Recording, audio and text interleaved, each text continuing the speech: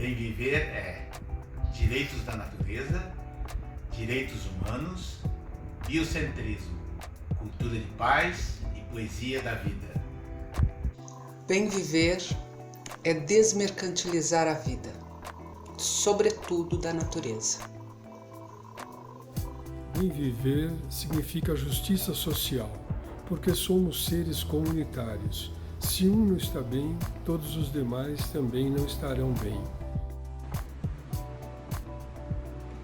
Florestas urbanas, rios e ruas, caminhos para o bem viver. A cidadania ativa, na busca de um mundo melhor, também faz parte do bem viver. Afinal, o banquete da vida deve ser partilhado. Consumo consciente, direitos da natureza e o fim do capitalismo são os primeiros passos para a construção da sociedade do bem viver. Bem viver é cultura de paz, respeito à Mãe Terra e justiça social para todos.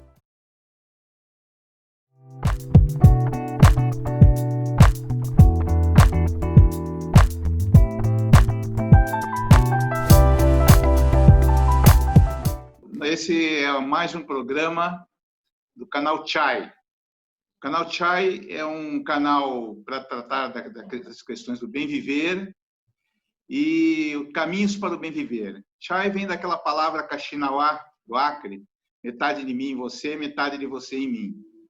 A gente achou que seria bastante interessante trabalhar uma ideia de bem viver que se diferencia, que vem lá das populações originárias, principalmente dos Andes, mas que se espalha no mundo muito fortemente hoje a ideia do bem viver.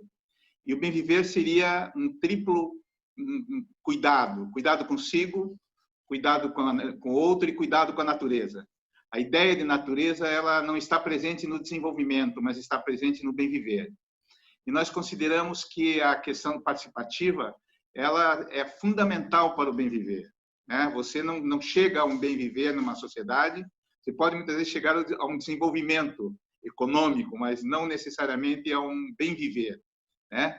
Um momento de vida das pessoas em que desde existencialmente até economicamente as pessoas sejam realizadas na sociedade, né? Não vamos discutir agora aqui nesse momento o conceito. Eu só queria te saudar, dizer que é uma grande alegria estar aqui com você. O Pedro Pontual tem um currículo bastante interessante e comprometido com a história do Brasil. O Pedro foi presidente honorário, é presidente honorário ativo no Conselho de Educação Popular da América Latina e membro do Conselho Consultivo do Movimento Nossa São Paulo.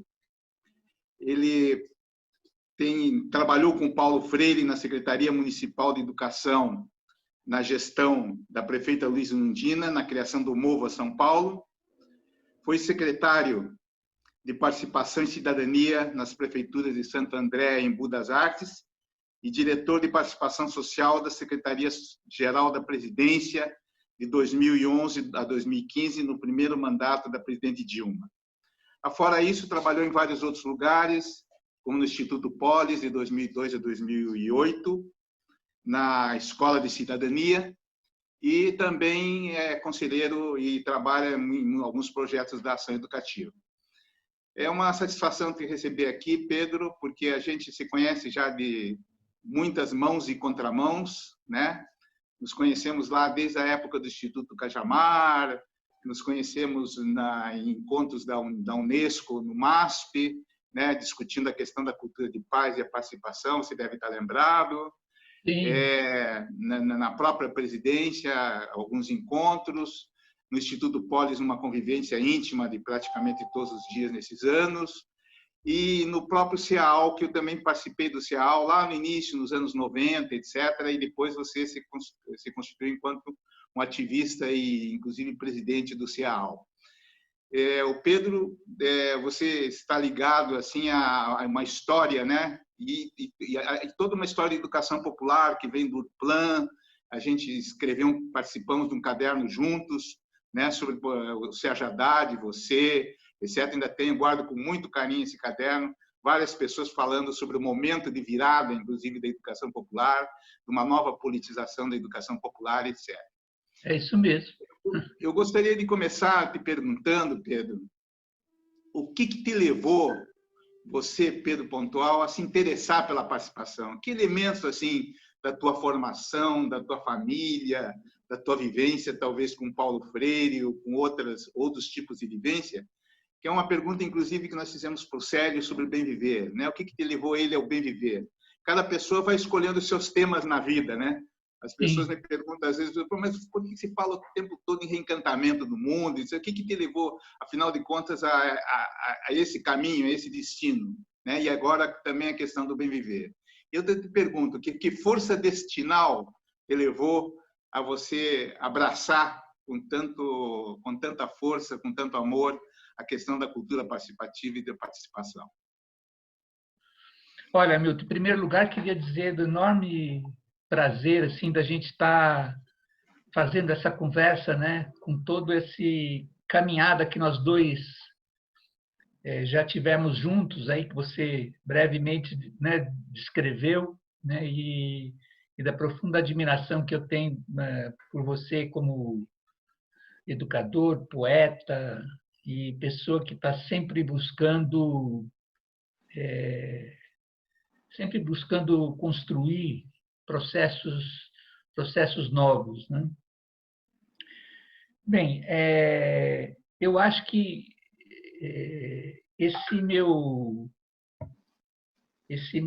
essa minha busca pela participação e eu diria pela educação popular, que essas duas coisas para mim foram indissociáveis, né?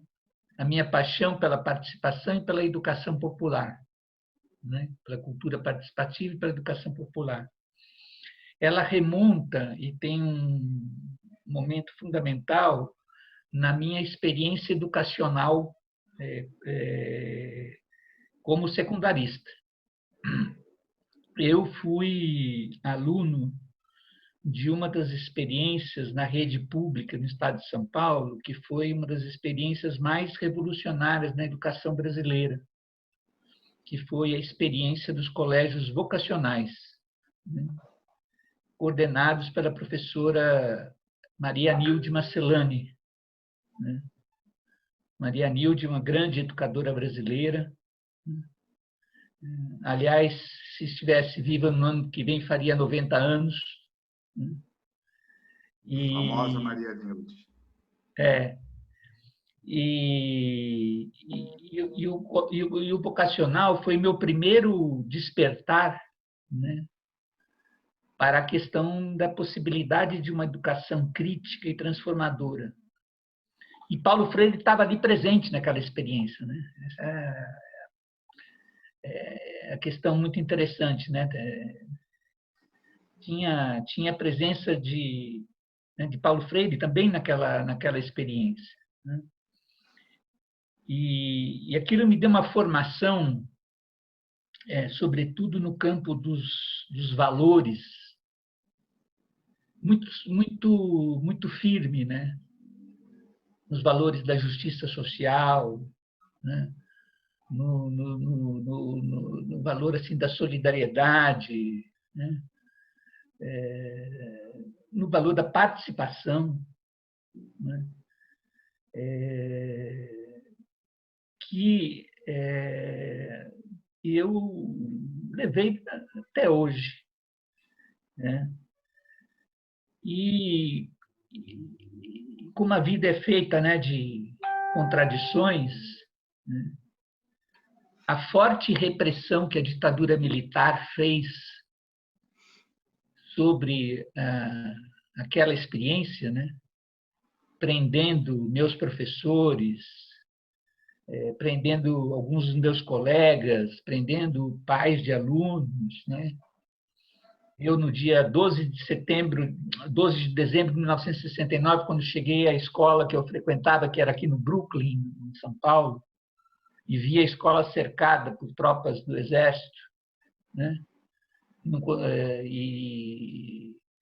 Enfim, tudo aquilo, né, longe de me longe de me arrefecer, né, em relação a me despertar para essa área da educação e por esses... Ao contrário, me fez solidificar a minha opção, né, por lutar por justiça social, por lutar pela possibilidade de uma educação libertadora. E eu continuei, né, depois do vocacional, eu ingressei na Faculdade de Psicologia da PUC, né? Ali tinha um núcleo de professores também bastante progressistas na área de psicologia social, sobretudo, né? Ali estava a Maria Nilde também, tornou professora da faculdade, continuou, né? E ali, na sequência, no Instituto Sede Sapiens, com a Madre Cristina, que também exerceu, né, uma forte influência sobre a minha formação, né? E aí, quando eu começo a me dedicar, né, digamos, à prática da educação popular junto aos movimentos sociais, né, na periferia de São Paulo, né, sobretudo junto às pastorais sociais, às comunidades eclesiais de base, naquele período da ditadura, né, na sequência, junto ao movimento contra a caristia, etc., né, eu começo a enxergar justamente que essa questão da participação era o único caminho, né, possível, né, de construção de direitos, né, das pessoas poderem construir os direitos a ter uma vida digna, sobretudo numa sociedade como a nossa, profundamente desigual, né, profundamente elitista, profundamente autoritária. Enfim, eu acho que a gênese está aí. Agora é interessante, Pedro, que... Agora, na sequência, só para concluir, obviamente que na sequência, né, na volta de Paulo Freire do exílio, né, a convivência com Paulo Freire aprofundou essa compreensão, né? Já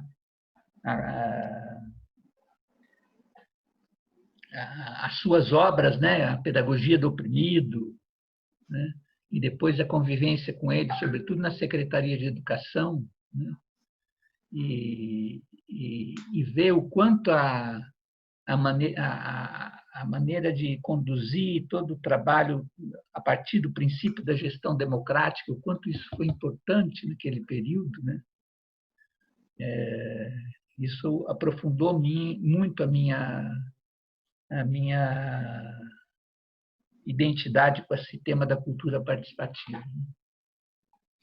E essa presença do Paulo Freire, foi ela que aproximou essas dimensões educativa e participativa, certo? Dentro do mesmo bojo, dentro do mesmo conceito, essa proximidade de conceitos, a presença do Paulo Freire foi forte assim na tua vida e nas tuas elaborações intelectuais e mesmo existenciais? Foi muito forte. Eu acho que foi uma presença forte e foi uma chave de leitura muito importante para compreender os processos participativos, né? E compreender uma questão fundamental, né, Hamilton, que era assim, olhar os processos participativos justamente na sua potencialidade, na sua dimensão educativa, né? Então, por exemplo, toda aquela experiência dos movimentos sociais, né? Como aquilo era importante, né? Como aquilo educava as pessoas, né? Como ao dar voz, né, às pessoas, como ao permitir com que as pessoas tivessem processos de aprendizados, de organização, de luta, etc., como aquilo proporcionava um crescimento, né, pessoal, coletivo para as pessoas. Quer dizer, tudo aquilo foi me despertando para a potencialidade educativa daqueles movimentos e, ao mesmo tempo, para a percepção de que, quanto maior fosse a intencionalidade educativa em relação a esses espaços participativos, maior se tornava a sua própria potencialidade, né? Ou seja, se a gente colocasse com maior clareza, né, tivesse maior clareza a respeito dessa potencialidade educativa e trabalhasse com maior intencionalidade, processos educativos, processos formativos, etc., a gente contribuiria para uma maior qualidade desses espaços formativos. E aí começa a surgir a ideia, né, das escolas de cidadania, dos processos de formação, né? Ideias. Você acha, por exemplo, que a educação... Ideias como do Instituto Cajamar, né? Cajamar. Você acha que o processo educativo proposto pelo Paulo Freire, a alfabetização e todo o processo educativo, a filosofia paulo-freiriana, ela leva necessariamente a uma consciência maior de si e do mundo, certamente. Mas ela leva também diretamente a uma consciência participativa? Com certeza. A percepção, né? A percepção, uma melhor leitura do mundo, né? Uma leitura mais problematizadora, como dizia o Paulo Freire, do mundo, né? O desvelamento, né, das relações de opressão, né, necessariamente, né, provoca nas pessoas, né, a ideia de que é só num processo, isso, claro que feito, né, não de maneira intelectualizada, mas feito no próprio processo de vivência prática das pessoas, né? Isso provoca uma mudança na sua prática e, portanto, um desejo de participar, de alterar a sua prática, de alterar a sua vida, né? A ampliação de consciência implica numa ampliação do seu universo de participação, né?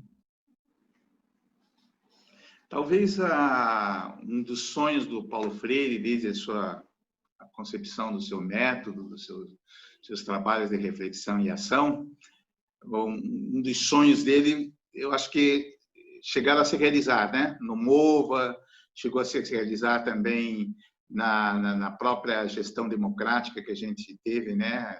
Durante muitos anos, né? E recentemente. Mas hoje, por exemplo, a gente vê que houve um certo sonho perdido, né? Uma fragilização da participação, uma fragilização da democracia, dos seus órgãos, dos seus canais, da sua institucionalidade, né? Eu pergunto a você, baseado em toda essa experiência que você está passando, né, para nós, que você está fazendo essa reflexão, também junto com a presença de Paulo Freire, como é que você está vendo hoje os movimentos sociais? Né? Quer dizer, porque houve realmente uma perda, os movimentos não só por causa da pandemia, mas por causa de processos mesmo sociais, culturais, etc., se retraíram bastante, se enfraqueceram, né? E hoje como estão eles? Como que você diagnosticaria esse momento, por exemplo, hoje dos processos participativos do Brasil? Olha, Milton, eu acho que é um momento muito difícil mesmo, né? Eu não diria que aqueles sonhos estão perdidos, não, né? Mas eu diria que é um momento em que nós estamos sofrendo, né, uma forte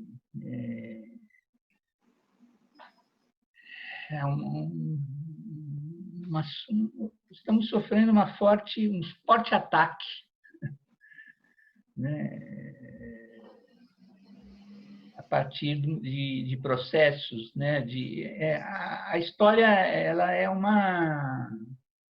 se move num processo de espiral, né?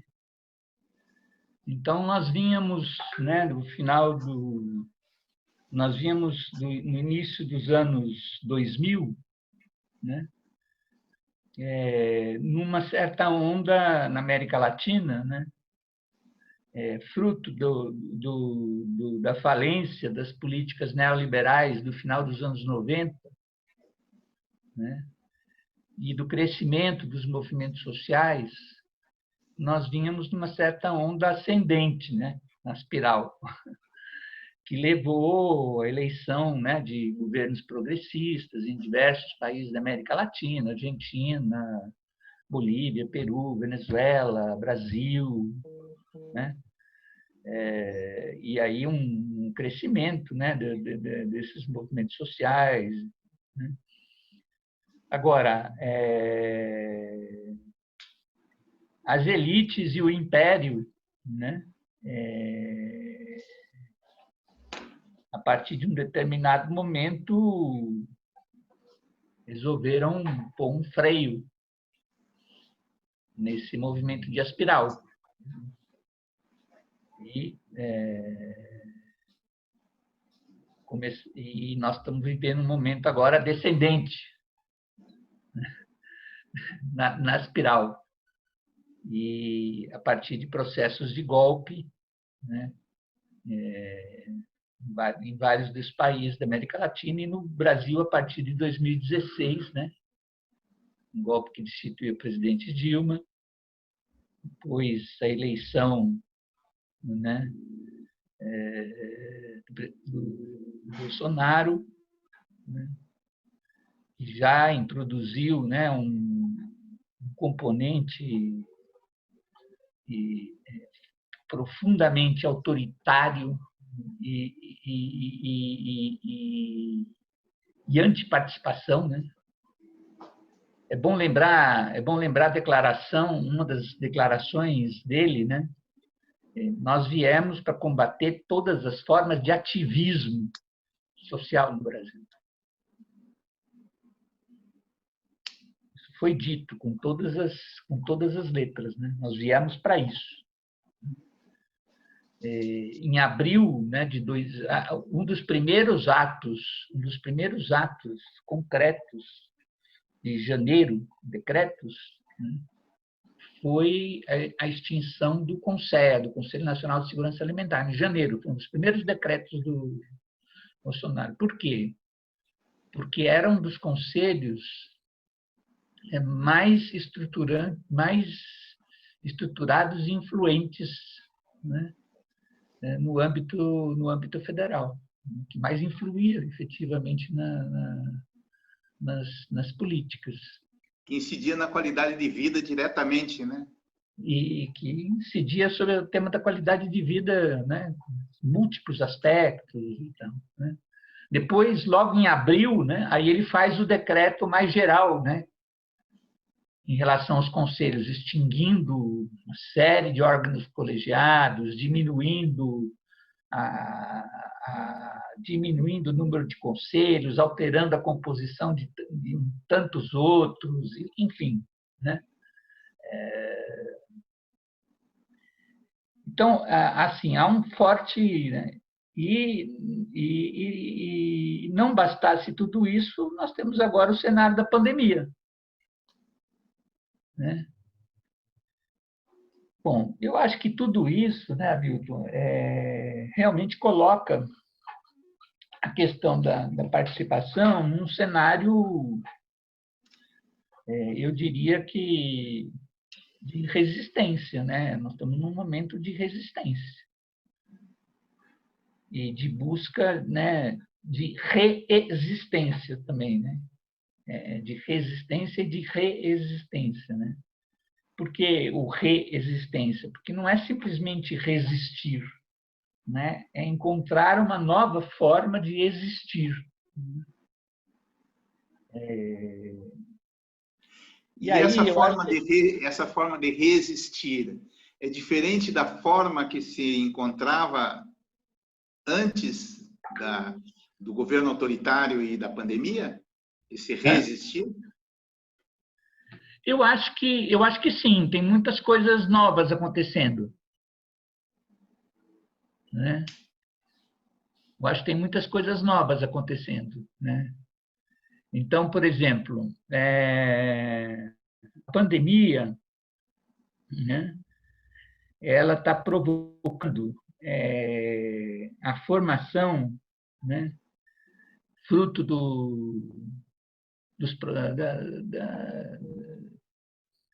da crise de subsistência, de fome, de desemprego que ela está gerando, né? Ela criou, né? Ela gerou a necessidade de um conjunto de formação de redes de solidariedade muito grande, né? Então, diversos movimentos sociais passaram a se dedicar, né, a um trabalho de solidariedade muito concreta, né,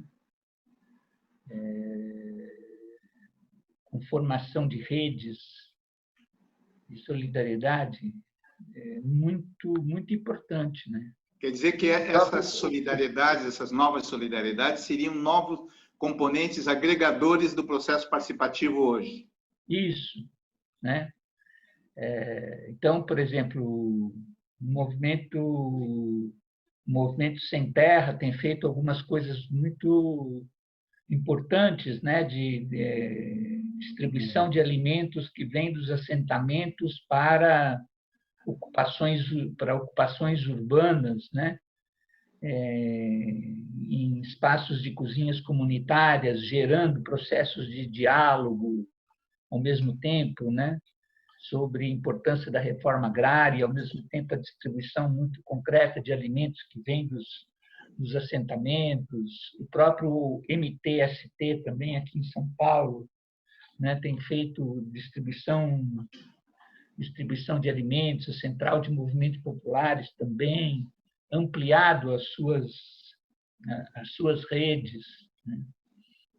E eu acho, o que eu penso que é muito importante, que tem se criado também muitos atores novos. Isso que eu acho que é importante, né? Quer dizer, tem se criado muitas redes que não existiam antes da pandemia. E que foram se criando nesse processo, né? Eu acho que isso é um dado novo bastante importante. Pedro, você acha que eu acho que, por exemplo, quer ver, Hamilton? Eu acho que tem mais umas coisas que eu queria comentar. Sim. O fato de, durante a pandemia, você ter tido, por exemplo, algumas manifestações com caráter nitidamente político, como foram algumas manifestações não, antes de falar das manifestações políticas, a organização de novos sujeitos. Então, por exemplo, os entregadores de aplicativos, né? Motoboys. Não, entregadores de aplicativos, né? Que aplicativo. É uma categoria mais específica, né?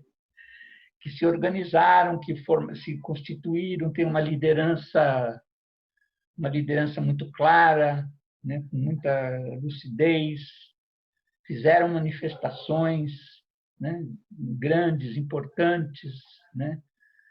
Para enfrentar o tema da precariedade do trabalho, a reivindicar, né, melhores condições de trabalho, né, e se constituem num novo sujeito. As torcidas organizadas, né, que foram à Avenida Paulista, né, e fizeram uma manifestação contra o racismo e contra o fascismo, juntando os dois temas, né?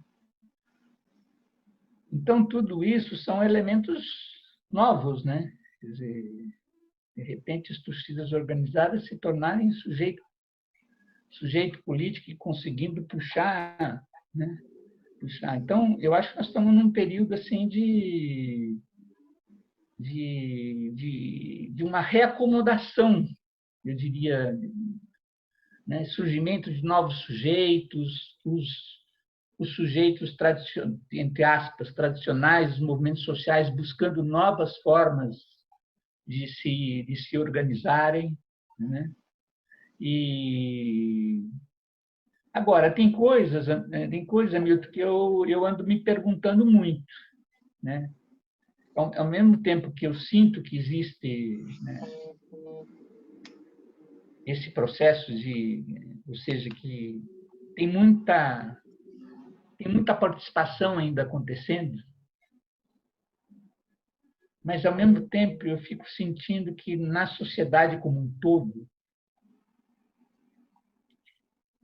eu sinto que parece que tem um certo anestesiamento. Estou vivendo um momento de um certo anestesiamento.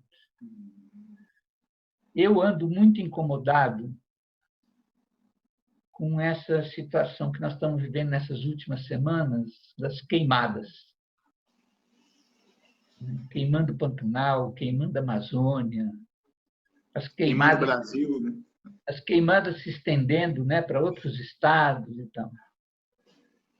Eu sempre tive a ideia, tinha a hipótese de que a questão ambiental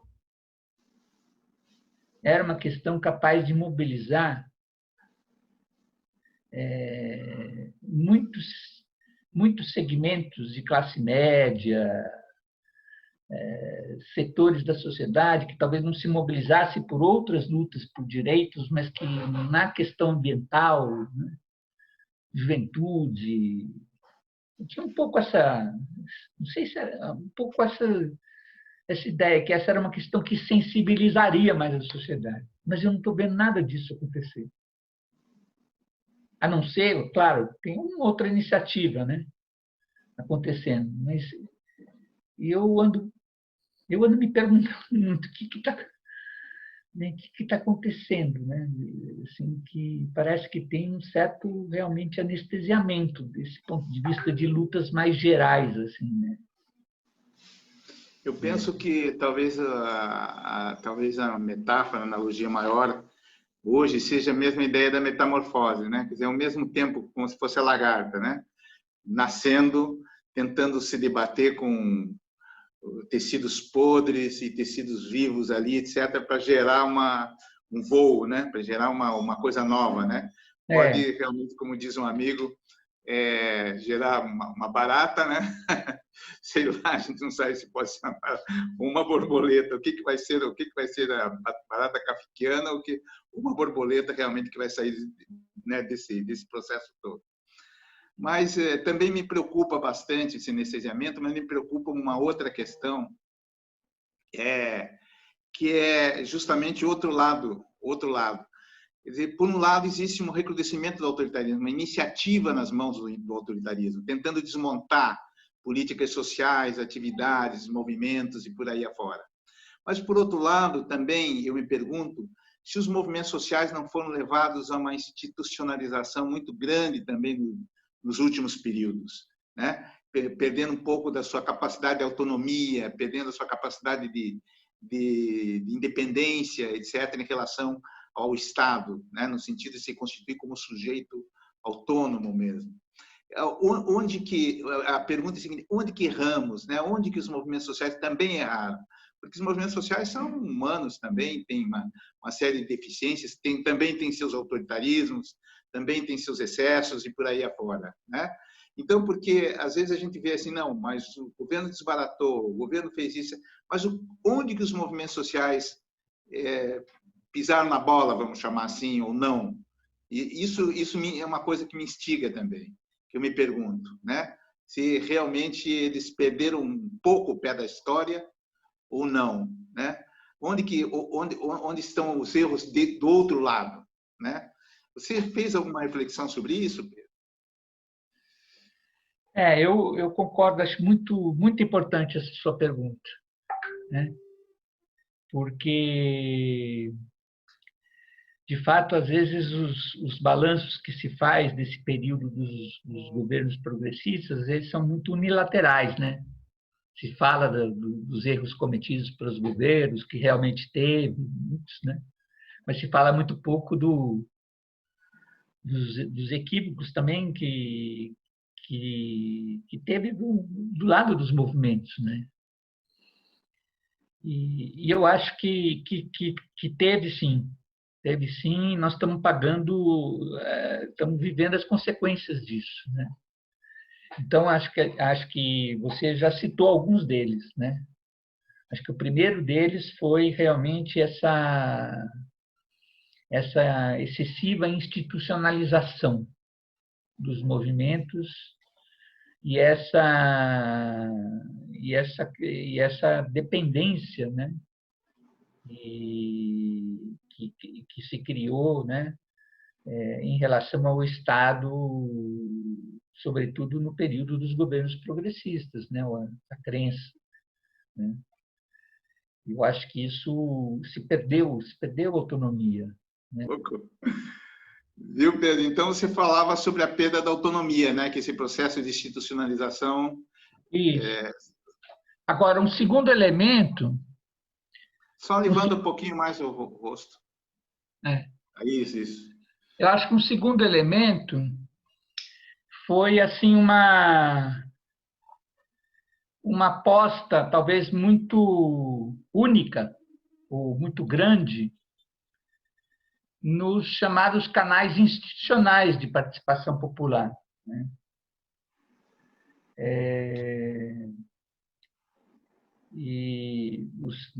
A estrutura dos conselhos, né? Que, sem dúvida, tem a sua importância. Eu trabalhei com isso, né? Trabalhei com a questão dos conselhos, com o fortalecimento dos conselhos, das conferências, que foram processos importantíssimos, né? Mas hoje, olhando, né, com retrovisor, para mim fica muito claro, né, que teria sido fundamental ter investido muito mais nos mecanismos mais de democracia direta também, né? Mais mobilizações, outras formas de participação, né? De alguma maneira, esses mecanismos eles eram muito institucionalizados, né? Nós precisávamos ter investido em outras formas de mobilização, os movimentos sociais precisavam ter investido em outras formas de mobilização da sociedade, ter dialogado com outros setores da sociedade. Os movimentos deixaram de fazer, muitas vezes, o chamado trabalho de base. Você acha que os movimentos se afastaram desse trabalho de raiz mesmo, territorial? Mas, ao mesmo tempo, se criaram outras dinâmicas, né? Coletivos jovens, né? Sim, mas é verdade. Ao mesmo tempo, se criaram outras dinâmicas, né? Coletivos jovens, muitas coisas na área de cultura, né? Pontos de cultura. Os pontos de cultura que se criaram, né? E coisas muito interessantes, mas, mesmo assim, né, teve um grande espaço na sociedade que ficou sem ser ocupado, né, pelos movimentos sociais, né, e acabou sendo ocupado pelas igrejas evangélicas, né, que foram fazer o trabalho de base. Com a sua ótica. Sem dúvida. Mas fizeram um trabalho de base de acolhimento, né? Mas com toda a ótica conservadora que caracteriza, né, a sua uma agenda que outros segmentos conservadores trouxeram para si, né? Souberam capitalizar, né? Tomaram para si, né? Então, eu acho que aí esse foi um grande problema, né? Esses foram algumas das questões que eu acho que faz com que a gente esteja agora nessa situação de um refluxo, né? E uma necessidade agora de se reinventar, né? De recuperar um terreno perdido, né? E diante de um fato novo, né? Que é o aparecimento de uma direita e de uma extrema direita no Brasil, que tem base social e que resolveu disputar política e ideologicamente.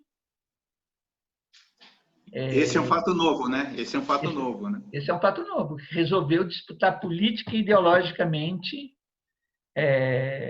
com o setor progressista da sociedade brasileira, né? Agora, você não acha, Pedro, que nesse processo também de reinvenção,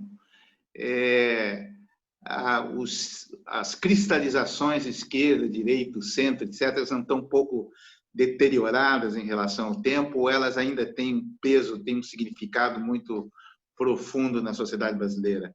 Eu digo, nessa reinvenção não há uma necessidade de também se mapear, né, outras forças que muitas vezes não se alinham aqui ou ali, etc., e que desenvolvem até trabalhos de base, trabalhos de reinvenção de solidariedades locais, como grupos religiosos, etc., e identificar outras forças que não estejam dentro dessa geografia ou dessa geometria, vamos dizer assim.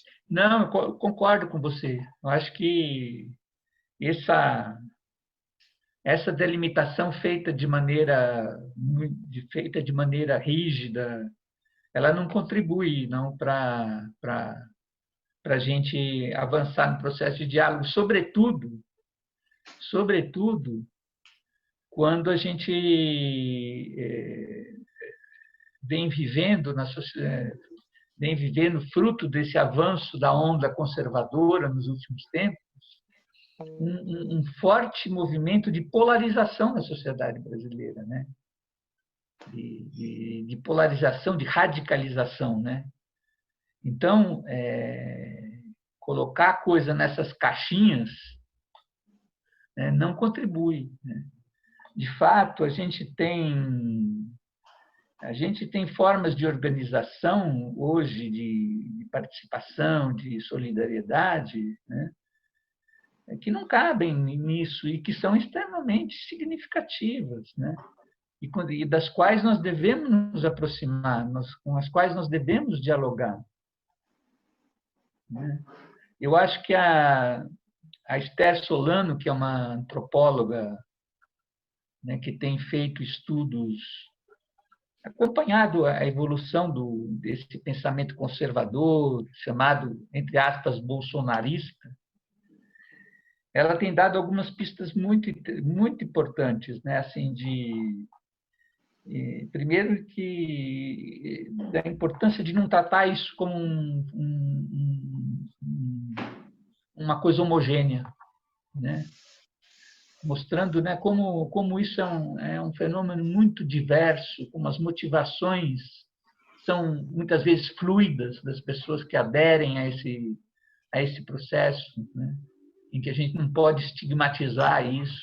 Muito bom.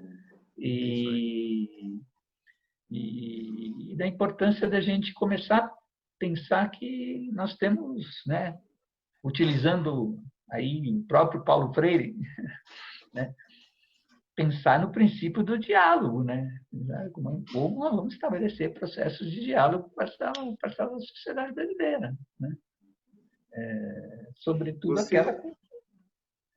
Você pegou dois temas aí que daria para um programa inteiro, mas que eu gostaria de tocar.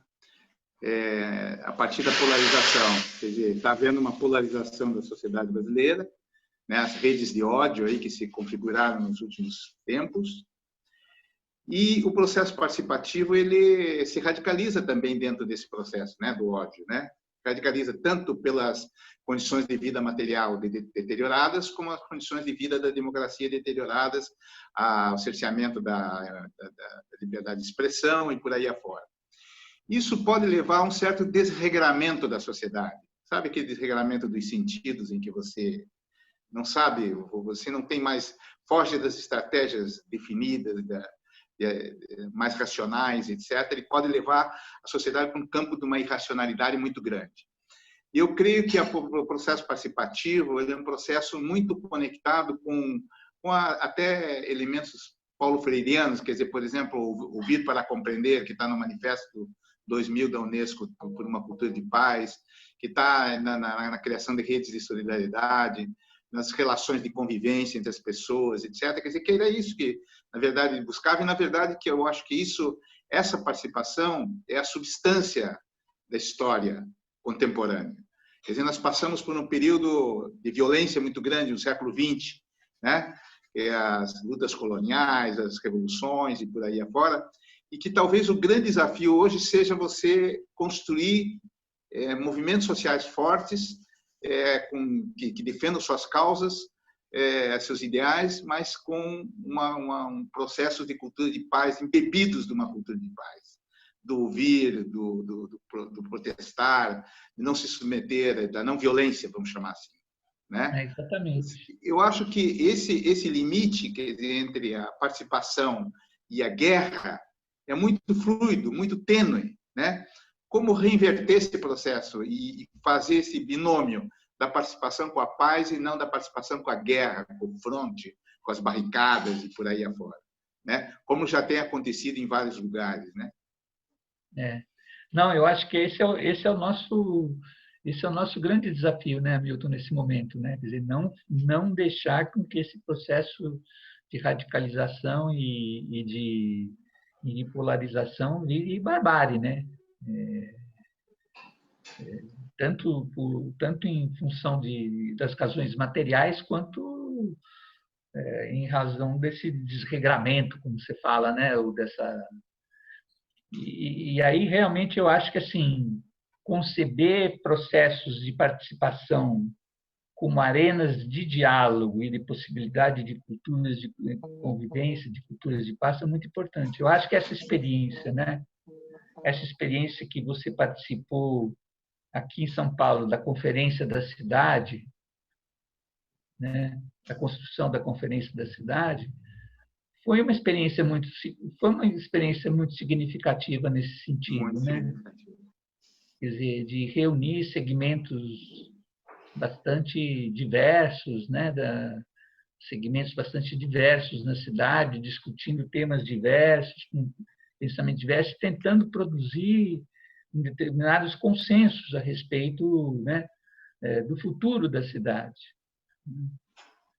Eu acho que movimentos como a Rede Nossa São Paulo, né, também, né, que já vem, né, não sei por quantos anos já está de existência a Rede Nossa São Paulo, perdi um pouco aqui a conta, né, mas tem uma duração já significativa, né, conseguindo se manter a várias gestões e conseguindo estabelecer uma interlocução, né, com diversos tipos de gestão, né? Eu acho que apontam para essa possibilidade, né, de você fazer participação numa perspectiva que não é a perspectiva da guerra, né? É a perspectiva do diálogo. Eu acho que nós estamos chamados a construir espaços, de fato, com essa característica, né? Estão convocados a isso.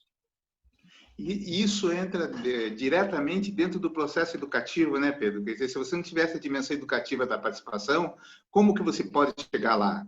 Você abraçar novos conceitos, né? Porque até agora você pode ver, inclusive, pela linguagem, né? Um dia desses a gente estava conversando sobre a importância da refundação da linguagem. É tudo estratégias, táticas, avanços, recuos, passo à frente, passo atrás, tiro no pé, tiro longe, tiro ao público, ao militância, e por aí afora.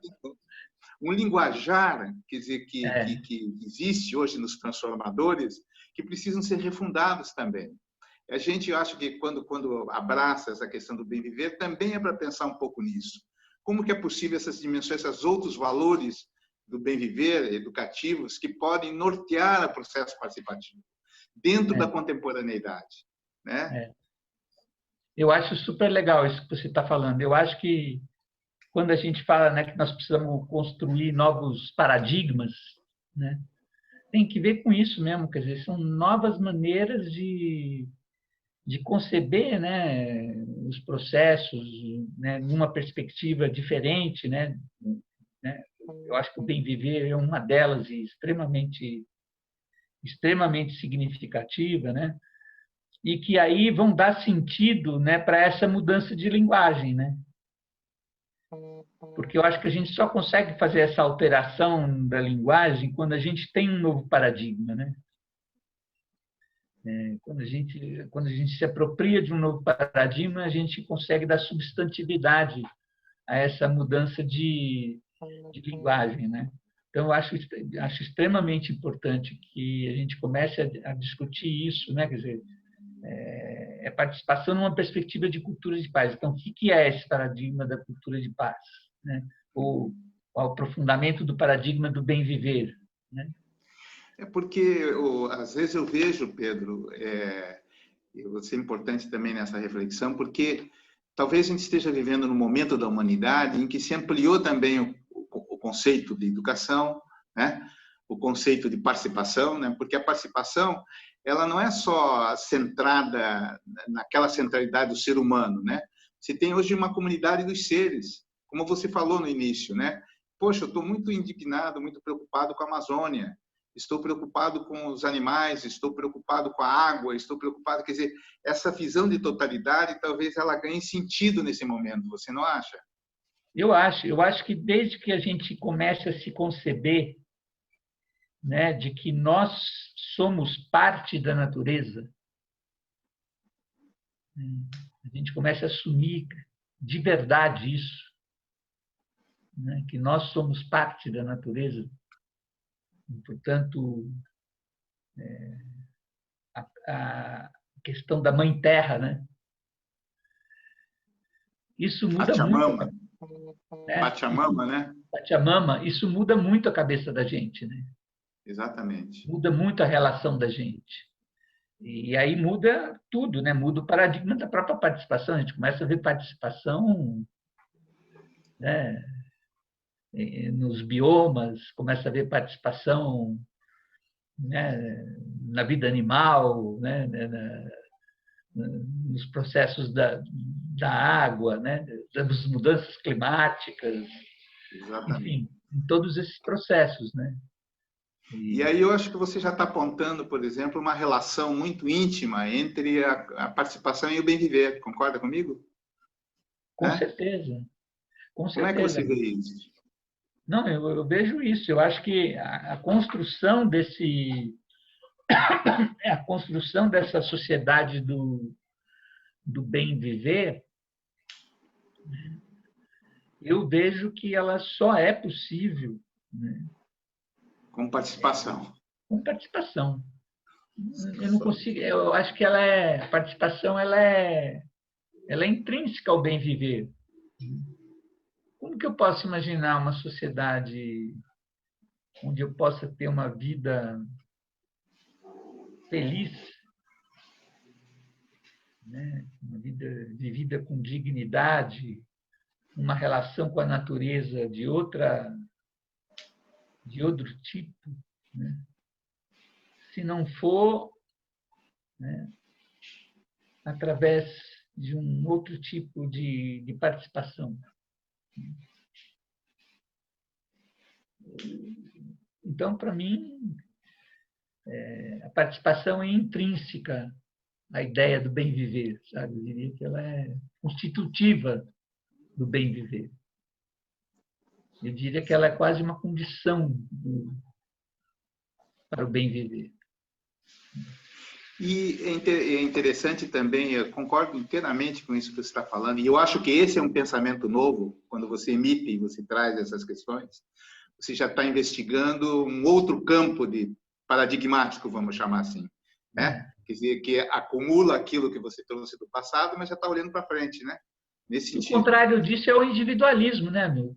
Sim. E o individualismo aí que eu queria entrar entre indivíduo e individualismo. O David Thoreau, que foi, né, um pacifista importante nos Estados Unidos, um dos pais da desobediência civil, ele tinha uma frase muito interessante que diz assim: cada pessoa mais correta que o seu vizinho compõe uma maioria de um, né? Acho essa frase repete de novo para mim que eu cada pessoa mais correta que o seu vizinho compõe uma maioria de um, né? Eu acho interessante essa frase, me provoca bastante, que me levou à seguinte conclusão: a participação também pode ser de um. A participação não precisa ser de grandes massas, e lógico que o conceito do coletivo é importante, mas às vezes uma pessoa só ela move. Eu já tive experiências de vida mesmo significativas de fazer uma manifestação de uma pessoa só, entendeu? E ela começar a agregar pessoas e ver, etc. Então, eu acho que essa potencialização do indivíduo, não do individualismo, também é fundamental nos processos participativos, você não acha? Não, e eu concordo plenamente. Eu concordo plenamente. Eu acho que tem uma questão da subjetividade do processo participativo que faz com que você a questão do indivíduo, né? A potencialização do indivíduo, né? Ela já se constitui numa dimensão do processo participativo, né? A afirmação do indivíduo ela é parte do processo participativo e ela daí se distingue muito claramente do individualismo, né? Uma pessoa fazendo flores pela democracia, por exemplo, não significa participação? Significa, né? Sim, claro. Porque ela tá fazendo flores pela democracia com um sentido, né? Tem um sentido fazer aquela flor. Ela está fazendo flor pela democracia, né? Uhum. Pedro, queria fazer mais uma pergunta só porque o nosso tempo não é tão... Passou rápido, né? Passou rápido, o tempo já deu. Eu queria, antes de fazer o agradecimento para você, só queria perguntar, você tem esperança? Eu tenho o quê? Esperança. Esperança. Tenho. Eu tenho esperança no sentido que o Paulo Freire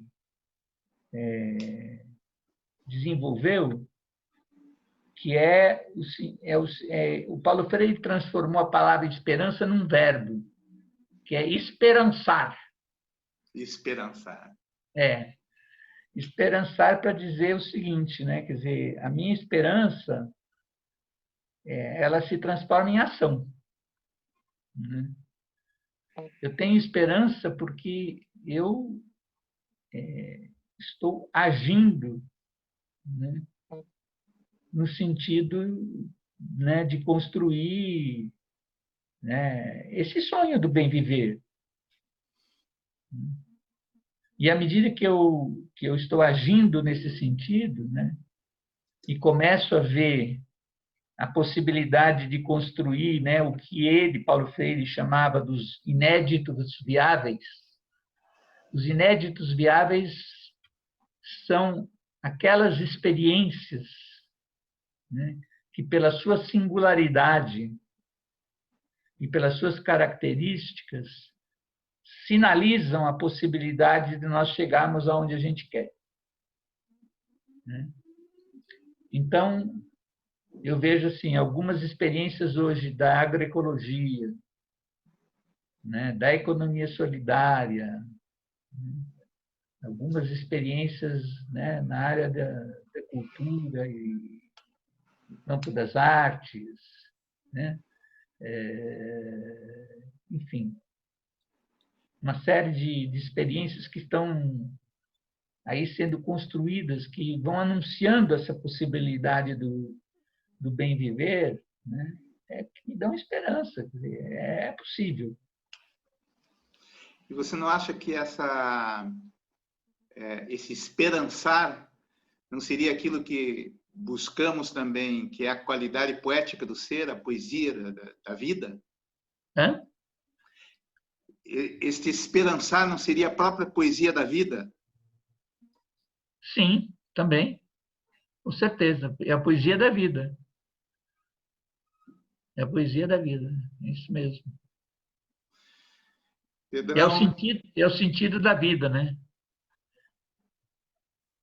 toda a poética que existe na vida, né? É a poética que existe na vida. Dom Pedro Casaldáliga também dizia isso. Ah, é? Também falava do esperançar. É. Ah, que legal. E era um poeta, né? Ele era um poeta. Um grande de poeta, primeira. diga-se de passagem.